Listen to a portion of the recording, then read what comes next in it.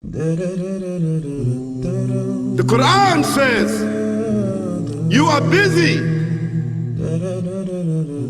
piling up, calculating, developing your careers, your money, your occupation, your wealth, until you visit the graves. Think about it. When was the last time that you went to a funeral? Was it your mother?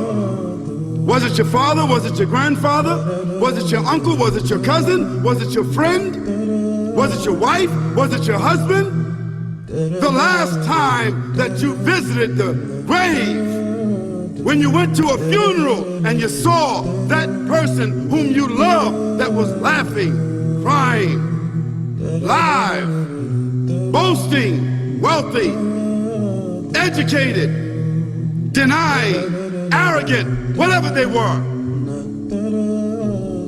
What was the demeanor of the people when you walked in that funeral home? When that person was stretched out in their last suit? What was the demeanor? Were the people cracking jokes? Were they dancing? Were they clapping and singing songs? No. Silence. Melancholy. Trauma. Why? Because every person that walked in that room, seeing that person stretched out, the first thing they thought about was not the person. The first thing they thought about was that one day, this will be me. So Allah said, Alhaakumut takathur. All of us, all of you are engaged in running your mouths, doing your business, multiplying, buying houses, cars, business, whatever you're doing. And when you're told about God, religion, life, morality, you're saying, look, I ain't got no time for that. I ain't got no time for that. I don't want to hear that. I don't even believe in God. Matter of fact, I don't even know if I'm going to die, and if I do, maybe I'm coming back again. As a matter of fact, science is so sophisticated that I think really that they're on the verge of being able to solve the whole thing of death soon. We ain't got to die. If we got enough money, we don't even have to die. See how arrogant people can be until they visit the funeral house. And then after you go to the funeral house, if you got the guts, if you're able to do so, you go to the grave. And now this is another scenario. And you say to yourself, is that it? I mean, 50, 60 years, scraping, struggling, scheming, lying, stealing, fornicating, jumping up and down, begging, working, and this is the end of it? I mean, is this what's going to happen to me? Are they going to be dropping me into a hole in the ground? A hole in the ground, the same hole that a cat digs after it defecates. Just a little deeper.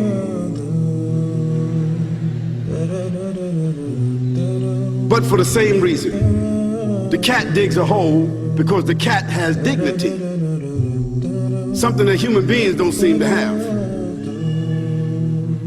Instinctively, the cat digs a little hole, covers it up. Humans have got to be taught to do that. But it's for the same reason. So you and I, we're going into a hole a little deeper than the one the cat dug. And all the people that's crying, pulling out their hair, screaming, almost acting like they falling in the thing with you. They want to just jump in there with you. Not really though, you know, it's all an act. Because ain't nobody really going to jump in there and stay in there. They don't love you that much.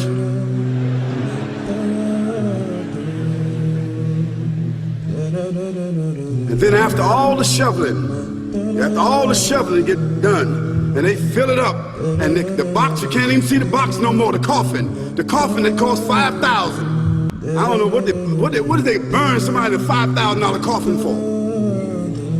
I mean, if I was a funeral director, after they left, I would dig them back up and put them in another box, take that box back.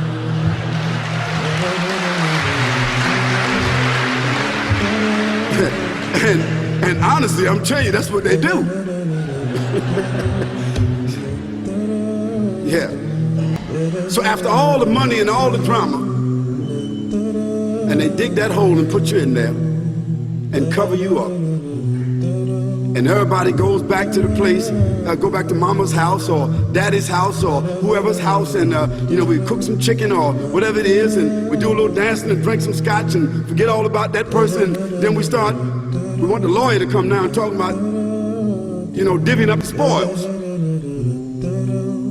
So if that woman who died had a husband, somebody else gonna marry him, you know that. And that man who died, you know that woman, in about 6 months or a year of grieving or whatever it is, she gonna come to understand that she needs somebody else to be with, so she gonna marry somebody. So that means if his suits are still in the closet and he can fit them, who gonna wear them? So it really means that after all this time, and the people walk away from that grave, it's over. What about that person in the grave? What's happening?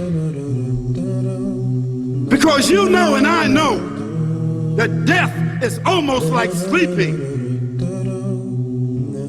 Death is like sleeping. Your body is gone. Your body is dead. Your spirit is gone, but your consciousness is there. Yes, brothers and sisters, you and I are going to know when the people put us in that box and put us in the grave. We are going to know.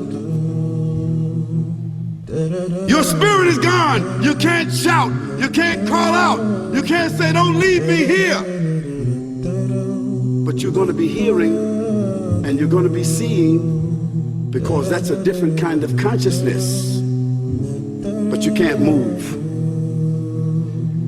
And in that grave, this is when the real trauma is going to begin. Because there's a reason for humans to go inside the grave. If the Creator wanted to, He could have caused us to live and then disappear into the atmosphere. But He didn't. He caused us to go into another womb called the tomb. You started out in the womb of your mother, and you wind up in the womb of the earth called the tomb. From the womb to the tomb. This is the whole trip. And this is what you have to think about.